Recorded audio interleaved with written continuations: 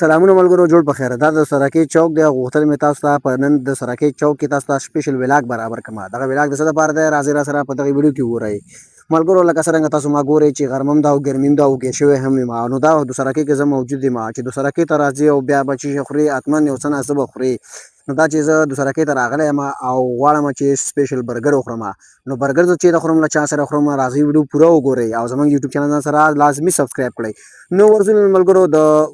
بازار په طرف دغه بازار ته ور داخلېږم او چې بیروبار هم ډېر زیات دی دومره بیروبار دی چې مې کوه پوښتنه هر طرف نه ګاډی راغلی ده او قلار ولاړ دی که سوارلي او که نه نو دغه سبزۍ زه ته راورسېدم دلته مې ولیدل چې مسلم خان استاد مې پیدا کړم مسلم خان استاد خواته رالم او مسلم خان سره لګیا و غوښې مې دګوله هډوکي دې ایسې ول او ښه تیاره سره کوله نو دغه چې دی ډېر زبردست او سپیشل برګر ورکوي دې سره هر رقم برګر چکن شورما چکن نور په نومونو نه پوهېږم خو سپیشل برګر یې ورکوي نو دغلته ما ورته یادونه وکړه چې وروره ته خپل کار پرېږده او ما لپاره یو برګر باندې کار شروع کړه نو دې په لومړي ځل کې یو غټه چاړې راس ما که سنډاله کتل مې چې برګر یې پې نیم کړه او برګر یې واغسته 2 ځایه کړه یو یې ما ته تیار کړه او یو یې فکر کوم که بل مشتري ته تیار کړه په دې چې بیروبار پې ډېر زیات دی او دا اوس خو د دې لاس پخلی نو بیا بیل خوند کوي کله چې دغه برګر یې واغسته او په دې غوړو کې سره یې کړه او داسې سره یې کړه سم کرسپي برګر یې ترې جوړ کړه نو اوس ګورو چې دې کې څه ساچوي دغلته یې هګیو کې دال هم راتاو کړه کلولې دي پکې د دالو او اوس یو دانه اچوي او سره کېږي تاسو ګورئ چې غوړی دی او شغاری دی نو غوړي سره کېږي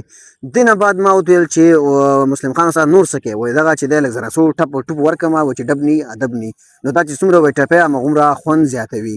نو ملګرو دا یې چې ښه سره مکس کړه او بیا یې په برګر باندې راکېغوس لکه د ګلمالۍ پې راکش کړه نو دې بیا بل سر وکړو کله چې دغه بوی په ما ولګېد نو زه د بوی د لاسه یې موړ شوم ورپسې کرم واچول کرم مې تیار میده کړي وو سلاد دی د خوراک دپاره ډېر یو فایدهمند شی دی نو ما ورته دې نه بعد څه کې او راته ویلې دې نه بعد وراره وایي غوښه اچومه غوښه یې راواغسته تیار هډوکي پکې نه وو میده کړې غوښه وه سره کړې همداسې هغه یې پې واچو بیا ورپسې مینیمیټ چې یې راواچو په دغه نوم باندې یاد ووتو خو زه مینیمیټ یې ونیسه کله مې چې دا راواغېست او واچو بیا مې ورته وویل نور چې اچوې کیچپ یې راواغست وایي کیچپ پې لا پاتې دی نو کیچپ یې پې دا ښه برابر واچو دې نه بعد یې پې راواغېست سپیسي دې ته وایي سپیسي چکني ده یا مساله ده تقریبا 5 رقمه مواد یو ځای کړي دي او دې نه جوړ کړی سپیسي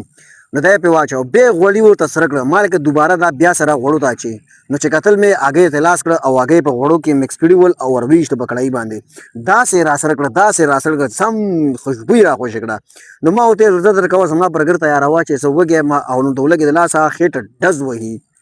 نه غلط شوم چې سړی ډېر خوراک بیا خېټه ډز وهي او لږه کې ډز نه وهي خو زه په هر صورت حال ورځو د ولاګ په طرف دغه د برګر راواغست او ما ورته لږ زر تیار کړه چې بیخي زما حالات د صفر سره صفر دی